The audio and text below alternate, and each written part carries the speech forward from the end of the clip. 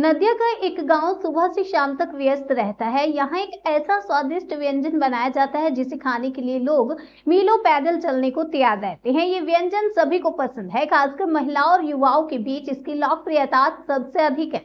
इसका नाम सुनते ही मुंह में पानी आ जाता है। ये व्यंजन कुछ और नहीं बल्कि फुचका यानी गोलगप्पा है, जो अब सिर्फ सड़क किनारे ही नहीं बल्कि शादियों, अन्नप्राशन, जन्मदिन, विवाह, वर्षगांठ जैसे हर छोटे बड़े आयोजन का हिस्सा बन चुका है। ये सिर्फ एक राज्य तक सीमित नहीं है बल्कि पूरे देश में फुचका खाने का क्रेज बढ़ गया है और अलग अलग प्रकार के फुचके जैसे दही फुचका, सब्जी फुचका, मसाला फुचका आदि लोगों की पसंद बन रहे हैं। लेकिन क्या आप जानते हैं कि पश्चिम बंगाल के नदिया जिले के रानाघाट पुलिन नगर को अब फुचका ग्राम के नाम से जाना जाता है। यहाँ के अधिकांश लोग फुचका बनाने के व्यवसाय से जुड़े हुए हैं। लगभग 500-600 परिवार इस पेशे से अपनी आजीविका चला रहे हैं। कोई 30 साल से तो कोई 40 साल से इस काम में लगा हुआ है। करीब 40 साल पहले उड़ीसा के अपने मित्र महेश मन्ना से फुचका बनाने की विधि सीखकर कृष्णपद विश्वास ने इस गांव में फुचका बनाने की शुरुआत की थी। पहले इस गांव के लोग हथकरघा के काम पर निर्भर थे, लेकिन जब फुचका बनाने का काम शुरू हुआ तो हथकरघा का काम धीरे धीरे बंद हो गया और गांव के लोग फुचका निर्माण को ही अपना मुख्य पेशा बना रहे थे।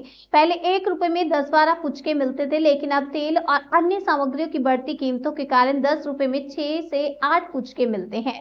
इस गांव में बने फुचके राज्य के विभिन्न हिस्सों में जैसे कोलकाता, वर्धमान और मुर्शिदाबाद तक भेजे जाते हैं। यही नहीं, 1000 फुचकों की कीमत 450 रुपए होती है और अब ये फुचके विदेशों तक भी भेजे जा रहे हैं। फुचका सिर्फ एक स्नैक्स नहीं बल्कि एक ऐसा स्वाद है जिसे हर उम्र के लोग जुड़े हुए हैं। चाहे सड़क किनारे ठेला हो या कोई बड़ा मेला, फुचका की लोकप्रियता कभी कम नहीं होती। किसी भी आयोजन में अगर फुचका मौजूद हो तो लोग इसे खाने के लिए भीड़ में आगे बढ़ने से नहीं हिचकिचाते।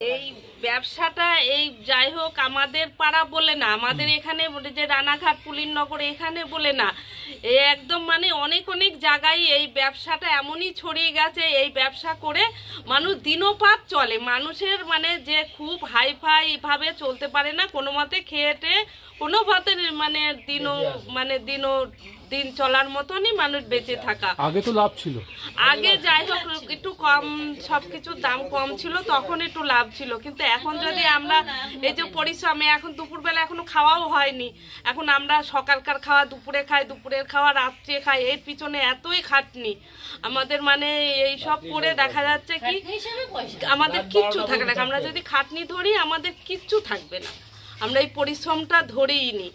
এই যে কখন বসেছি, কম করে 12টায় বসেছি, এখনো উঠাতে পারলাম না। তারপরে এইটা আবার যাব ভাজতে, আমাদের শুধু রাত্রিরে মানে ভেজে ঘরে যেতে যেতে আমাদের 10টা বেজে যাবে।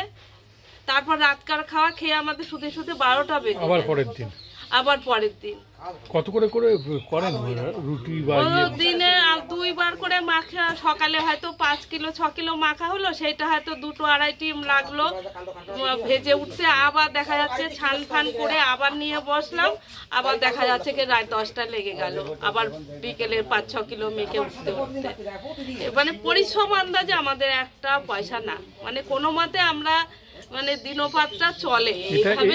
কতদিন যুক্ত আপনি? হ্যাঁ, কতদিন যুক্ত? এতে তা আমি 25 বছর। বিয়ে হওয়ার পর থেকে? বিয়ে হওয়ার তা 10-12 বছর পরের থেকেই লেগেছি। আগে আমার স্বামী বিক্রি করতো, তারপরে ওনার মানে অসহায় হয়ে গেল, ওনার আর মাজার প্রবলেম দাঁড়িয়ে গেল, আর হলো না। তারপরে আমার ছেলে বিক্রি করতো, ছেলেও মানে লকডাউনে বন্ধ হয়ে গেল। এখন আমরা বাড়ি করে ওই পাইকারি দিই। কি নাম আপনার? আমার নাম ইলা বসু। ফুচকা তৈরি করেন দিনে? হ্যাঁ, ওই দিনে 3000, 3500, 4000। আর এই ফুচকা কি দিয়ে তৈরি হয়? ফুচকা বিয়াটা, ময়দা আর সুজি, এগুলো দিয়ে মাখতে হয়। এইগুলোতে মাখতে হয়। তারপর আরো এই আটার ভিতরে 2-3 রকম আটা আছে, 2-3 রকম আটা লাগে। আচ্ছা, এইগুলোতে জল দিয়ে মাখতে হয়। আচ্ছা, মেখে তারপরে এই লেচি কাটি, এই ছোট ছোট এরকম গুলি কেটে একটু মজায়ে তারপরে বেলতে হয়। বেলে তারপর আবার ভাজতে হয়। আচ্ছা, ভাজার পরে শেষ। আচ্ছা, কোথায় কোথায় যায় এই ফুচকা? ফুচকা এখন আমাদের ভারতবর্ষের সব জায়গায় যায়, বিদেশও চলে যায়, আমেরিকা পর্যন্ত চলে গেছে। আচ্ছা, আমেরিকায় আমার কাছ থেকে মশলা ফুচকা নিয়ে চলে গেছে, এইটুকু আমি বলতে পারি। কতগুলো নিয়েছিল? ওরা খাওয়ার জন্য নিয়েছিল, আচ্ছা কিন্তু আমেরিকায় অন্য ব্যবসাও করে অনেকে, আমি শুনেছি। কিন্তু বাইরের থেকে বেড়াতে আসে, এই আমার ফুচকা খেয়ে খুব নাম করেছে, মশলা ফুচকা সব নিয়ে গেছে। আচ্ছা আচ্ছা, কত বছর ধরে করছেন এই যুক্ত? আমরা হ্যাঁ, আপনি তা তো 30 বছর উপরে হয়ে গেছে। আপনি 30 বছর হয়ে গেছে তাই তো? হ্যাঁ, আর সে লাভের পরিমাণ কমে গেছে তাই তো? ও এক মানে মোটে নাই, এখন হিসাব করি লাভ মোটেই নেই, এরকম অবস্থা হয়ে গেছে।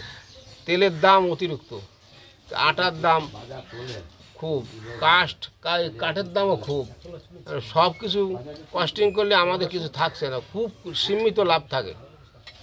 কি নাম আপনার? আমার নাম অরবিন্দ বসু।